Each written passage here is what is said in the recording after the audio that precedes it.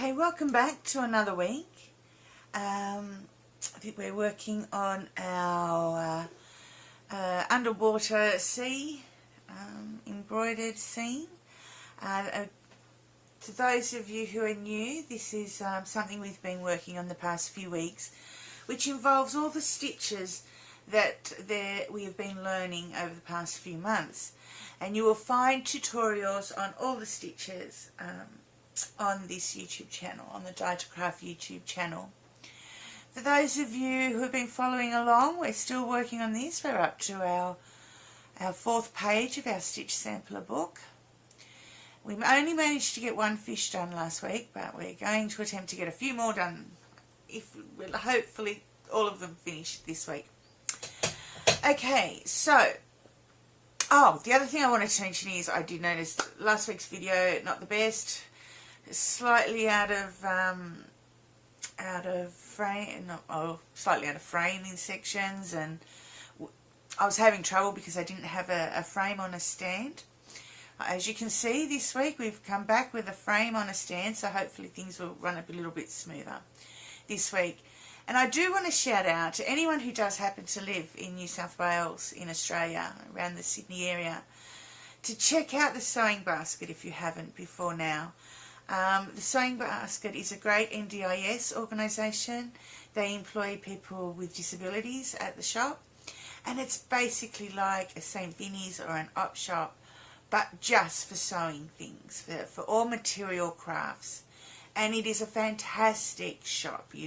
Fabrics if you're a cloth shop, a clothes maker, wool and knitting needles and patterns and crochet needles if you're into that sort of stuff, embroidery threads, linen, cottons, like, I don't know, anything you can think of basically for fibre crafts is there, and at fantastic prices. So I was there last week. It's somewhere, like my nearest one's about 45 minutes, an hour's drive from me, and I still go down there a few times a year and have a good look around. I love going through the old vintage crochet patterns. It's something that I love collecting, which maybe I really don't need to be, but you know, why not? And anyway, while I was there, I managed to pick up this hoop. $20. Honestly, bargain. Absolute bargain. This would cost 5 times that brand new in another shop. So, hopefully our setup is a lot better. And yes, if you get a chance to go to a Sewing Basket, if there's one that you can get to, go, because you will love it. You'll be able to pick up all sorts of bargains and at the same time help out with people with disabilities. So, it's a great thing. Alright, so we got our one fish done last week. We're going to work on these 2 fishes now. So we're sort of going backwards in a 2-dimensional space, if you can imagine that. So we used a very padded satin stitch here. For this one, I'm just going to do the outline satin stitch for this fish. And then this fish I'm going to do in the same colours, but I'm just going to do in a laid stitch.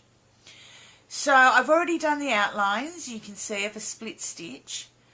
I've done the green along here. I haven't done this line because we're going to be going this way, and I want my final stitch to go over the yellow.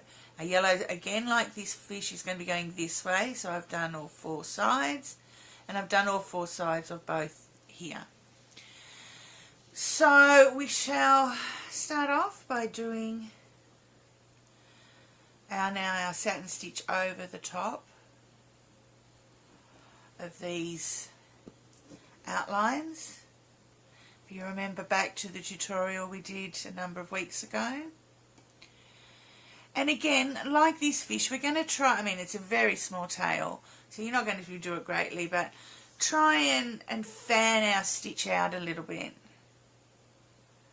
So a bit wider at the top and pretty much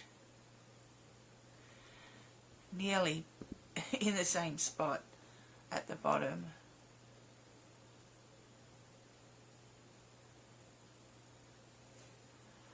Fan out at the top.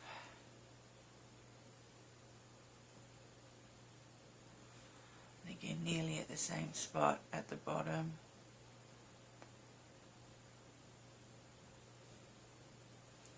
Oops, it's very hard to see at this angle.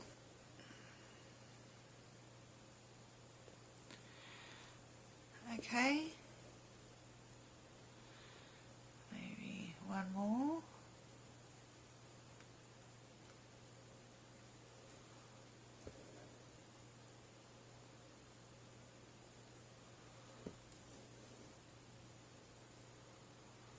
So as you can see, I haven't bothered outlining this end of the green because it'll go slightly over the bottom of these stitches, so that's okay.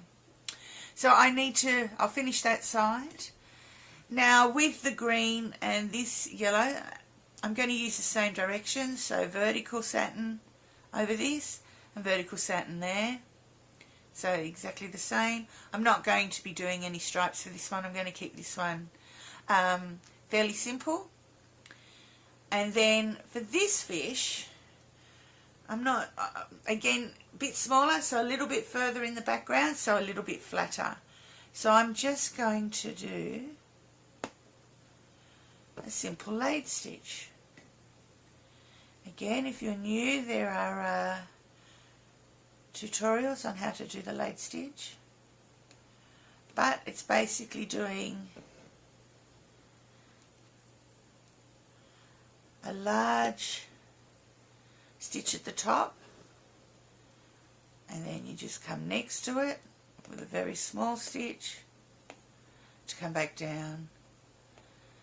And this is very good in the fact that you're not wasting as much thread as what you would on a satin stitch.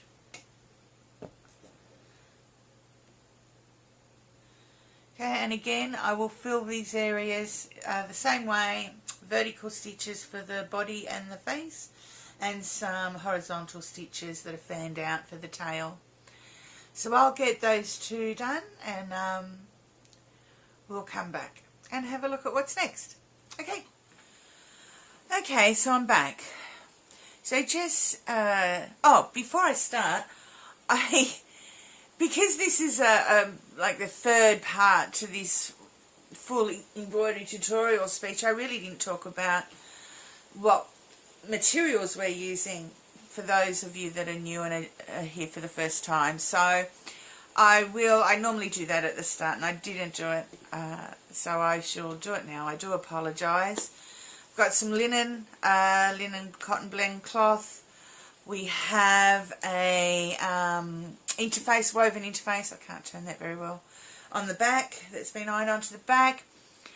And then the template for the whole design can be found underneath the video. I'll put it underneath the video.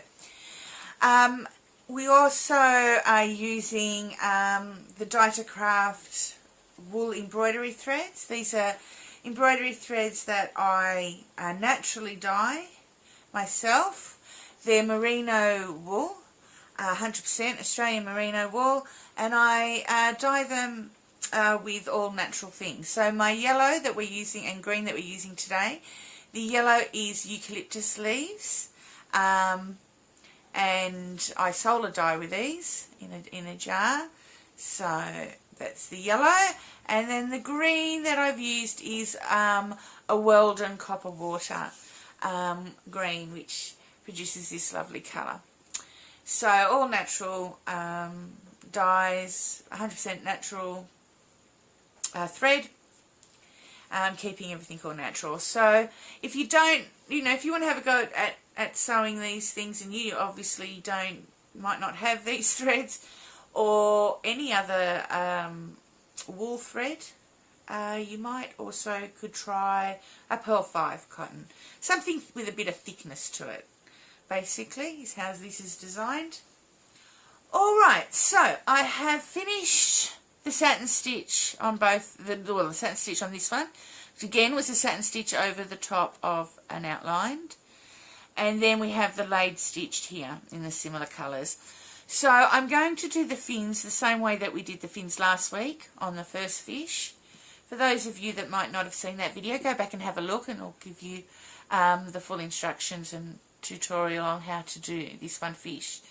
And I guess in a way I'm sort of, why I didn't talk about the threads earlier is I'm sort of assuming at this point you've seen at least that one as we move ahead, which is maybe the wrong thing for me to do.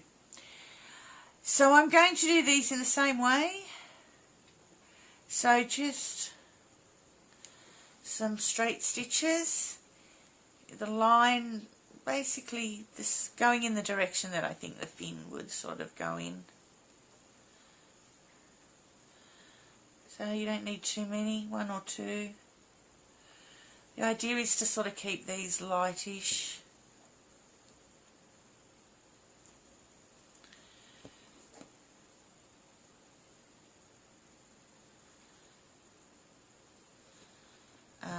You know, the fins are always quite transparent on fish, very thin and transparent.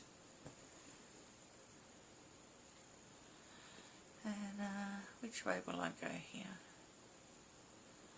I might be a bit different to the first fish, and I might do more a horizontal line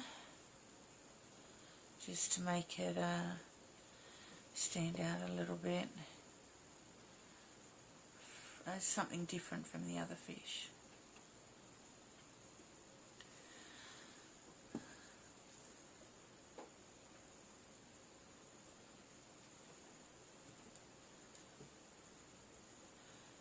Sort of fan it a little bit, same way I have with the tail.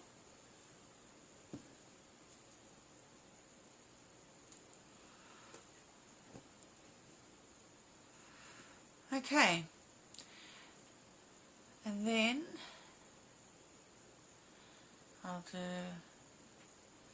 another one here for the fin that's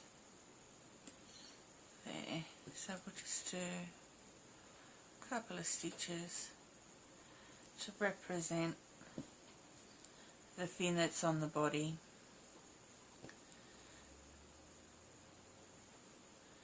I think that's enough actually, don't need it to be too big. Alright, so I'll do exactly the same with this fish, and then I'm also going to outline these fishes in the same way we did with this. So I might change it up a little bit. Rather than doing a split stitch around the outline, I think I'll do a running stitch so it's not quite as bulky, since we are working with flatter surfaces, flatter fillings as surfaces. So I'll do running stitch the same way I have with this, where we've got the colour of the body just on the outside, then the colour of the face all the way around, and then just the fin this way without any outlining in between. So I shall go ahead and do those, and then we'll come back and try and do some really small eyes, see how we go with that, before we move on to the next fish. Okay, so I finished the outlining of the two fish. So with this one I've used back stitch all the way around, and this one I have used a split stitch. So you can see the difference in the two. I'm not sure I like the back stitch too much, but anyway, I'm going to keep it. We shall see. It's really up to you. If you don't like the look of one or the other, then go ahead and just use or running or back stitch or split stitch, or even like a whipped running stitch. You could do all sorts of different things depending on what your personal tastes are. These are just guidelines and playing time really, so playing time for me, and it's also playing time for you, so you play with whatever stitches you prefer to play with. Alright, so we're going to have another go at an eye. I'm going to try and make it a little bit tighter than that last one. So I'm only going to do one whip round the needle this time for our French knot. And again, if you've never done any of these stitches and this is your first time here, go back and have a look through the other tutorials, and you should be able to, well, you will definitely find tutorials on all these stitches. So now we're going to pull on this quite firmly to keep it nice and small. There we go. We have a little eye. Now I'm just trying to decide whether I want to add a little white bit or not, if it's going to be too small, like we did on the other eye. Let's have a look.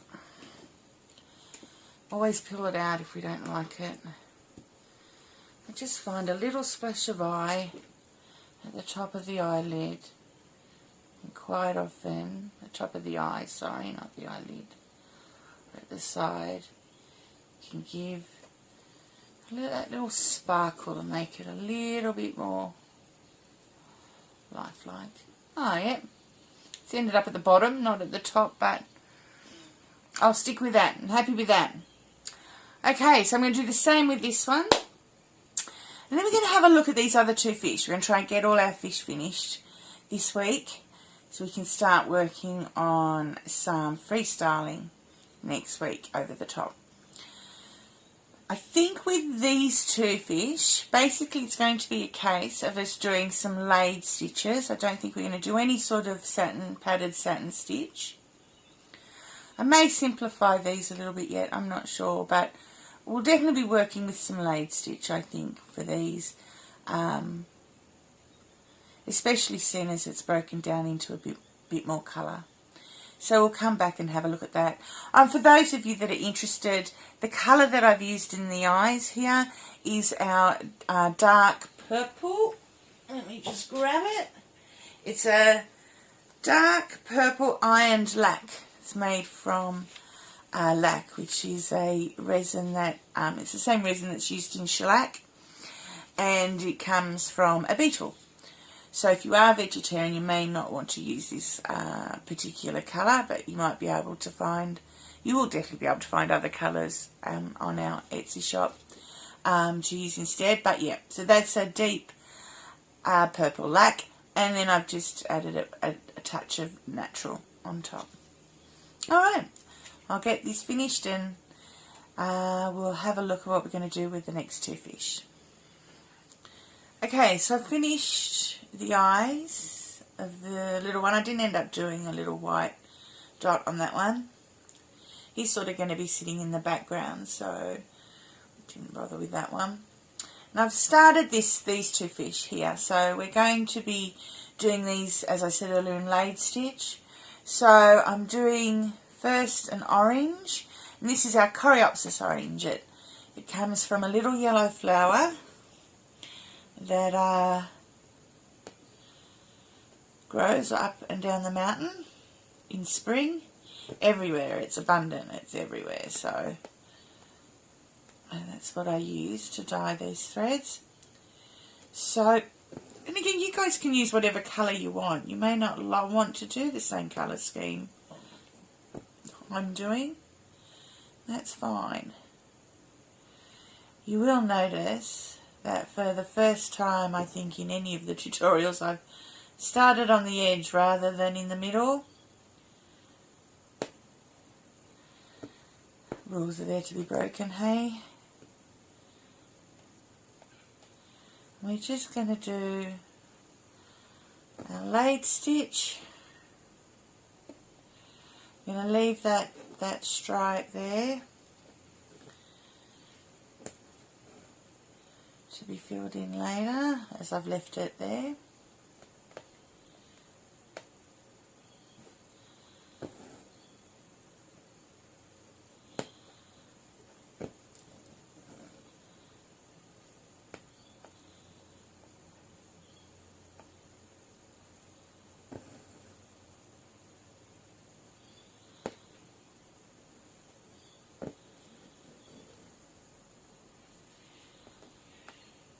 Okay, so I suppose you don't need to watch me continuing to do laid stitch.